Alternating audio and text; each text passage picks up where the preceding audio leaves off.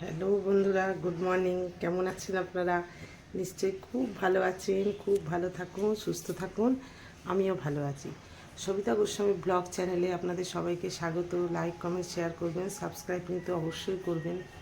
Facebook page থেকে যদি আমার এই ভিডিওটা দেখে থাকেন, ফলো কিন্তু করে দেবেন প্লিজ। তো আজকে আবার হাজির হয়েছি আপনাদের সামনে একটা রান্না নিয়ে। আজকে মঙ্গলবার, একদম নিরামিষ একটা রান্না করব। সেটা হচ্ছে ধোকার ডালনা। তবে ধোকার ডালনা আমি করেছি এর আগের বার, সেটা হচ্ছে বাজার থেকে কেনা যে ধোকার প্যাকেট পাওয়া যায় সেইটা দিয়ে।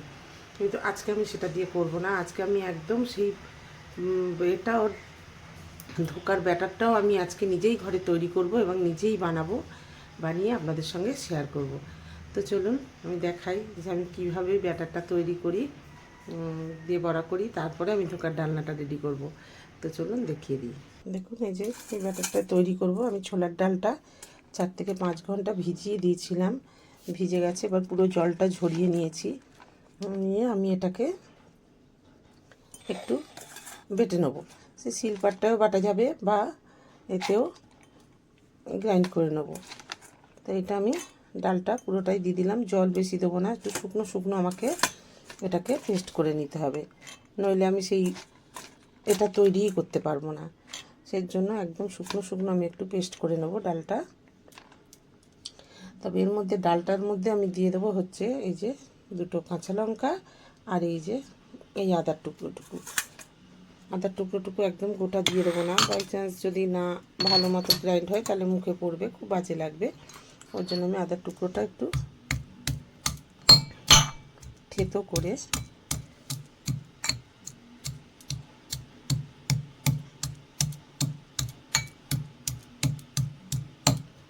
তারপরে এর মধ্যে দিয়ে দেবো। দিয়ে দিলাম। এটা পেস্ট করে নিয়ে তারপরে দেখাচ্ছি কিভাবে সেটাকে আবার রেডি করি। পুরো ডালটাই আমি পেস্ট করে নেব।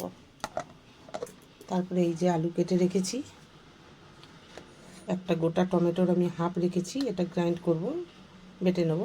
আর এটা হাফ রেখে দিয়েছি, কুচিয়ে দেব। আলুও কেটে নিয়েছি। তো সবার আগে আমি ধোকাটা রেডি করে নিই।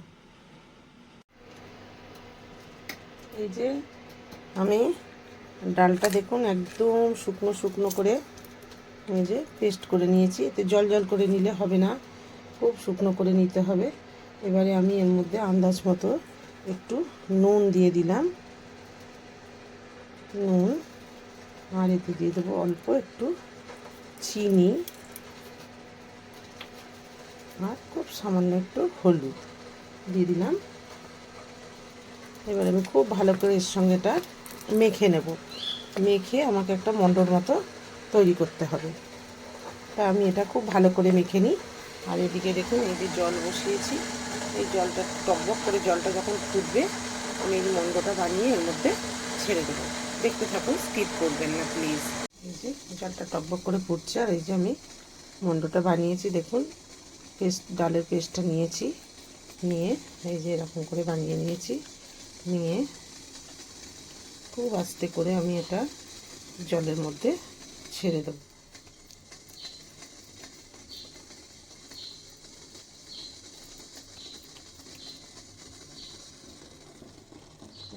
ছেড়ে দিলাম। আরেকটা সেটাও আমি ছেড়ে দিলাম। এই যে আছে পুরো ডালটায় আমার এই 3টি মণ্ড হয়েছে, এটাকেও আমি সাইড থেকে ছেড়ে দিলাম। এবারে এটা জলের মধ্যে ফুটে কিছুক্ষণ ফোটাবো, সেদ্ধ করে নেব, তারপর তুলে নেব। এই যে 3টে মণ্ড হয়েছে, এই 3টে মণ্ড আমি জলের মধ্যে ছেড়েছি।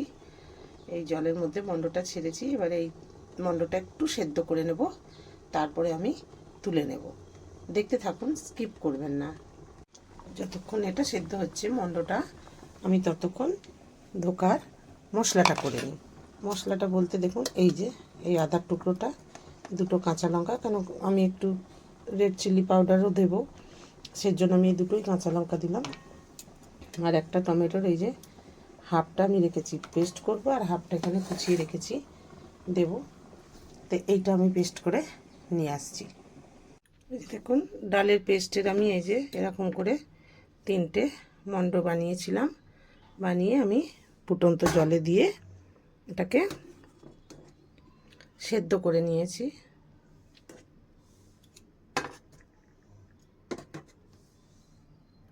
এবার জল থেকে আমি এটা বের করে নিয়েছি,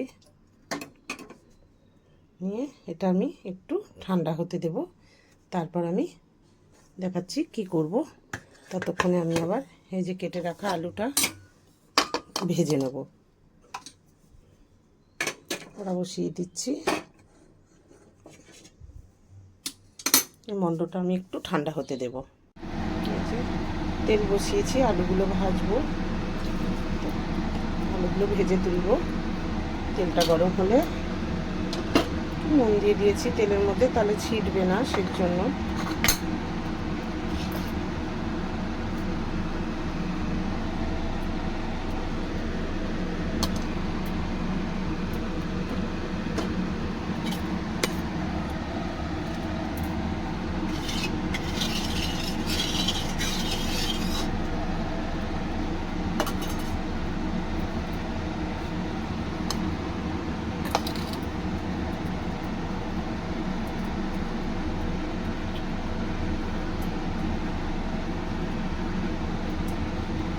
তেলটা গরম হয়েছে, আমি আলুগুলো ছেড়ে দিলাম।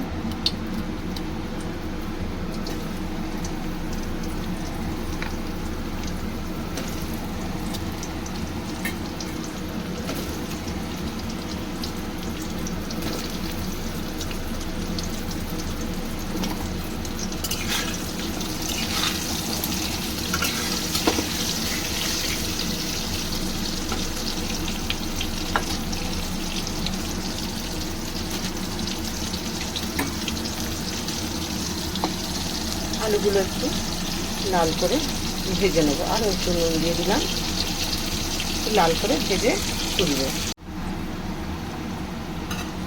খুব ভালো করে এই যে আলুগুলো একদম লাল করে ভেজে নিয়েছি আমি। আলুগুলো এবার আমি তুলে নেব।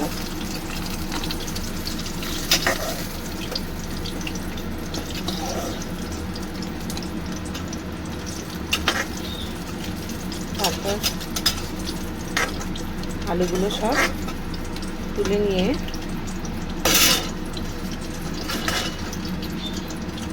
তেলের মধ্যে আমি আরও বেশি করে তেল দেব, দিয়ে এই যে মণ্ডগুলো বানিয়ে রেখেছিলাম এগুলো গোল গোল করে কেটে নেব, নিয়ে তেলের মধ্যে ফ্রাই করব। এই তেলের মধ্যে আমি আরও একটু বেশি করে তেল দিয়ে দিলাম, আর এর মধ্যে একটু ঘি অ্যাড করে দেবো, তাহলে বড়াগুলো একটু টেস্টি লাগবে খেতে। যেহেতু এটা ধোকা বানানো হচ্ছে, ধোকার ডালনাটা খুব টেস্টি হবে খেতে, বড়াগুলো খুব ভালো টেস্ট বেড়ে যাবে, সেই জন্য আমি একটু ঘি দিয়ে দিলাম। এবারে এই যে আমি কেটে নিয়েছি পিস পিস করে সব কটা, এই এতগুলো বড়া হয়ে গেছে আমার, এই যে কেকের মতো করে কেটে নিয়েছি। এগুলো এই তেলটা গরম হলে আমি বেশ একটু ভালো করে ভেজে নেব। এই যে তেলটা গরম হয়েছে, তেল থেকে ধোঁয়া বেরোচ্ছে, এবারে বড়াগুলো ভেজে তুলব।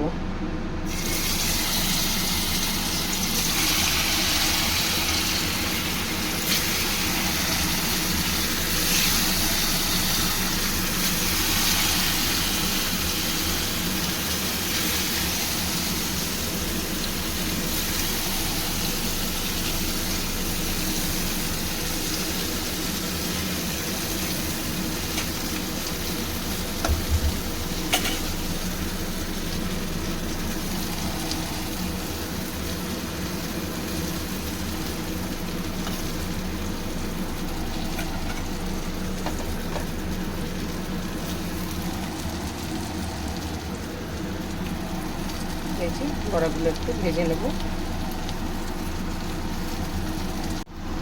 বড়াগুলোর হয়তো এক পিঠ হয়েছে, আমি এই যে এইভাবে প্রত্যেকটা বড়া উল্টে দেব, এই পিঠটাও এইভাবে ভেজে নেব।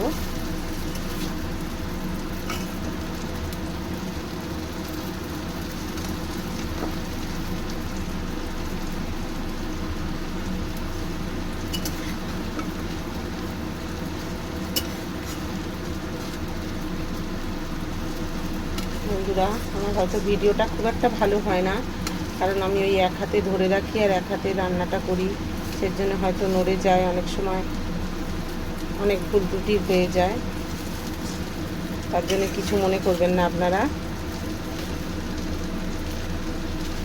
যদি ভালো লাগে অবশ্যই একটা কমেন্ট করবেন, বা আপনারা কিভাবে বানান, আমার যদি কোনো ভুল ত্রুটি থেকে থাকে সেটা বলবেন, আপনারা কিভাবে বানান সেটা বলে দেবেন।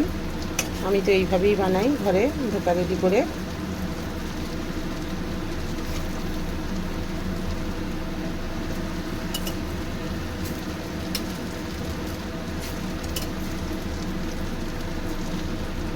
প্রত্যেকটাই আমি উল্টে দিয়েছি। এই পিঠটাও এরকম ভাজা হলে আমি আবার বড়াগুলোকে তুলে নেব।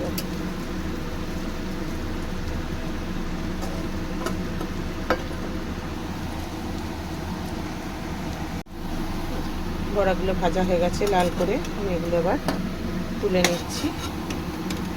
সমস্ত বড়া আমি এখন তুলে নেব এবং বাকিটাও এভাবে ভেজে নেব। একটু লাল করে ভেজে নিলে বড়াগুলো ভেঙে যাবে না। কম ভাজা হলে বড়াগুলো আবার ভেঙে যাবে, তখন ভালো লাগবে না, ভেঙে গেলে একদম বিশ্রী লাগবে। সেজন্য একটু লাল করে বড়াগুলো ভেজে নেওয়া ভালো। একটু টাইম লাগে এইভাবে রান্না করতে, ঘরেই পুরো সব কিছু রেডি করে রান্না করতে একটু টাইম লাগে, কিন্তু এটাও খেতে ভালো লাগে।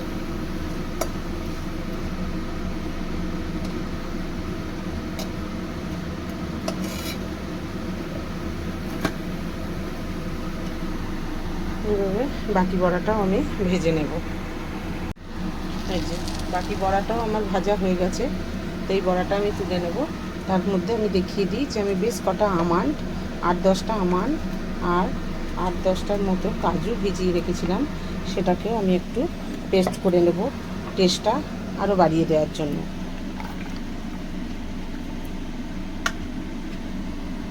যেহেতু একটা নিরামিষ রান্না, সেহেতু একটু টেস্টটা বাড়াবার জন্য আমি একটু কাজু আর একটু আমন্ডের পেস্ট করে নিচ্ছি। তাতে একটু জল দিয়েই রেখেছিলাম, ওকে পেস্ট করে নেব। আর এই বড়াটাকে তুলে নেব। সব বড়াগুলো ভেজে তুলে নিয়েছি। এর মধ্যে দিয়ে দেবো আর একটু তেল।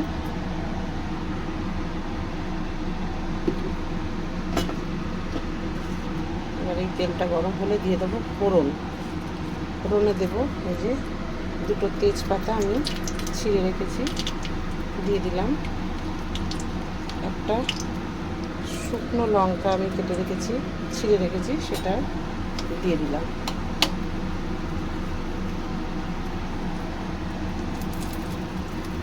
শুকনো লঙ্কা তেজপাতাটা একটু ভাজা হলে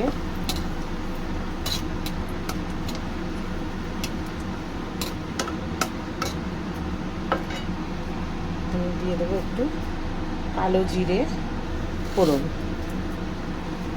যেহেতু এটা নিরামিষ রান্না, আমি ওর জন্য কালো জিরেই ফোড়ন দিলাম। ফোড়নটা একটু নেড়ে ছেড়ে নেব।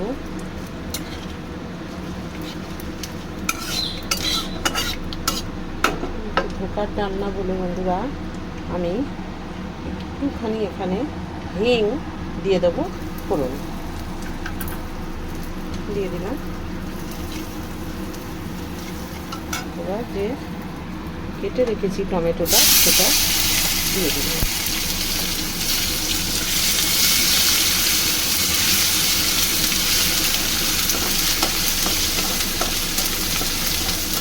টমেটোটা একটু নরম হয়ে যাওয়ার জন্য আমি একটু তেলে নেড়ে চেড়ে নেব।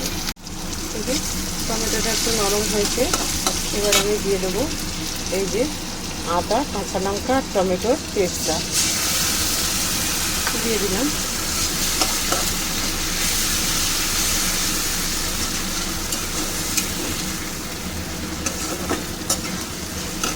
দিয়ে দেবো কিছুটা গুঁড়ো মশলা, সেটা হচ্ছে জিরে গুঁড়ো, ধনে গুঁড়ো, লঙ্কা গুঁড়ো, হলুদ গুঁড়ো, আর হচ্ছে রেড চিলি পাউডার একটু আছে কাশ্মীরি কালারটার জন্য। এই যে সমস্তটাই আমি দিয়ে দিলাম। মশলার জায়গাটা ধুয়ে একটু জল দিয়ে দেবো। মশলার জায়গাটা দিয়ে একটু জল দিয়ে দিলাম। এবার একটু ভালো করে মশলাটাকে কষাবো 2 মিনিট ধরে।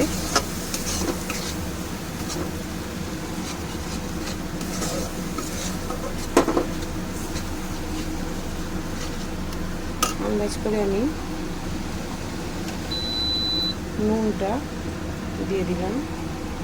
আলু ভাজার ভিতরেও নুন আছে, ধোকাতেও নুন আছে, ওর জন্য অল্প, খুব একটা বেশি নুন আমি দিলাম না, আন্দাজ মতো দিয়ে দিলাম।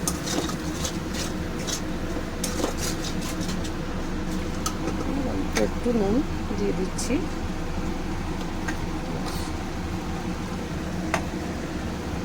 খুব ভালো করে আমি মশলাটাকে কষাবো।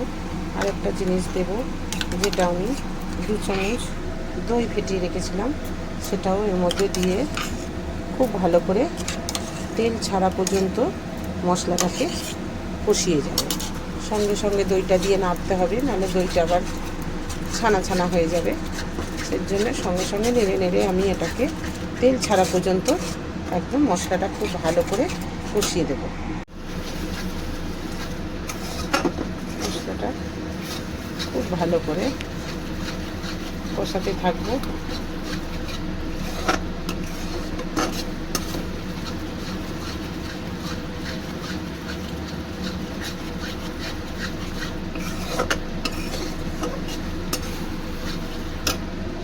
একটু রান্নাটা চিনিটা একটু বেশি দিলে ভালো হবে, যেহেতু ধোকার ডাল না, এর জন্য একটু চিনি সামান্য পরিমাণ একটু বেশি দিলাম।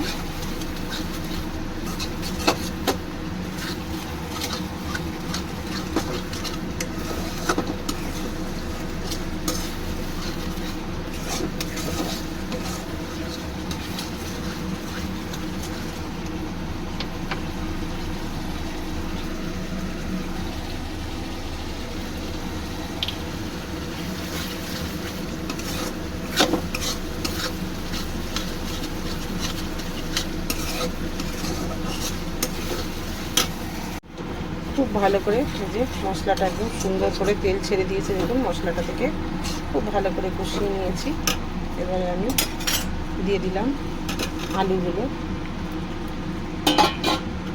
আলুগুলো দিয়ে একটু ভালো করে কষিয়ে নেব।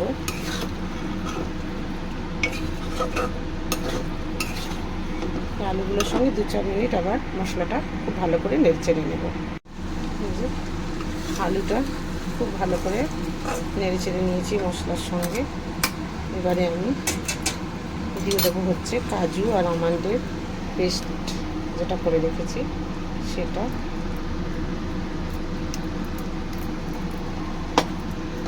দিয়ে দিলাম। যেহেতু কাজু আছে একটু নাড়তে হবে আমাকে সঙ্গে সঙ্গে, নাহলে নিচে লেগে যাবে।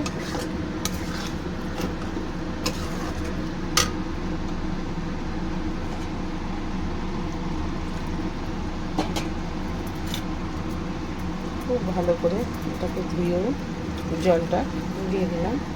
খুব ভালো করে এবার আবার নেড়ে ছেড়ে মিশিয়ে নেব।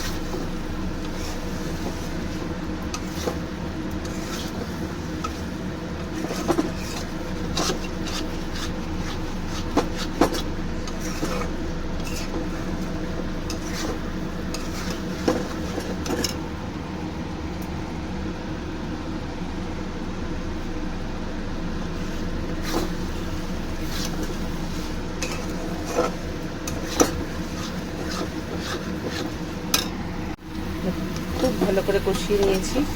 এই যে দেখছি লেগে যাচ্ছে। এবারে আর আমি এটাকে কষাবার প্রয়োজন নেই। এবারে দিয়ে দেবো জল।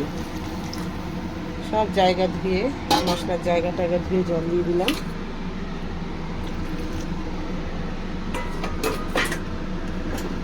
আরও একটু জল দেবো আমি, আলুটা সেদ্ধ হবে। বড়ার যে কোনো বড়ার একটা ব্যাপার, সেটা একটু বেশি করে জল দিতে হয়, নাহলে একদম টেনে শুকিয়ে যায়। জলটা পরিমাণে একটু বেশিই দেবো আমি, যাতে একদম শুকিয়ে না যায়।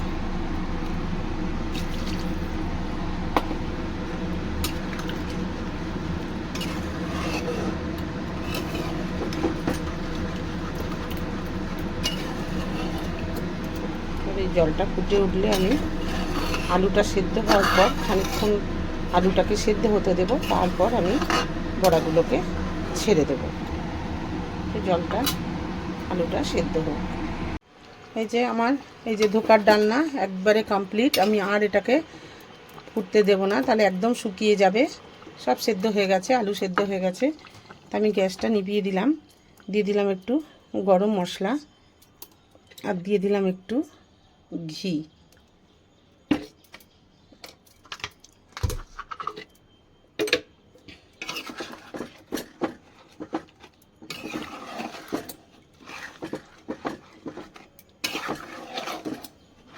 যদি ভালো লেগে থাকে আমার এই ধোকা রান্না করা, বাড়িতে পুরোটাই রেডি করে রান্না করা, তাহলে অবশ্যই একটা লাইক, কমেন্ট, শেয়ার করবেন, সাবস্ক্রাইব করে দেবেন। তো তরকারিটা আমি নাবিয়ে নিচ্ছি, নাবিয়ে নিয়ে দেখাচ্ছি। এই যে ধোকার ডালনা নাবিয়ে নিয়েছি, একদম রান্না রেডি হয়ে গেছে। এই যে খেতে খুব ভালো লাগে, এটাও খারাপ লাগে না। করে দেখবেন, খেয়ে দেখবেন এইভাবে। তো আজ আসি, আবার একটা অন্য রান্না নিয়ে আসবো, আপনাদের সঙ্গে শেয়ার করব। বাই।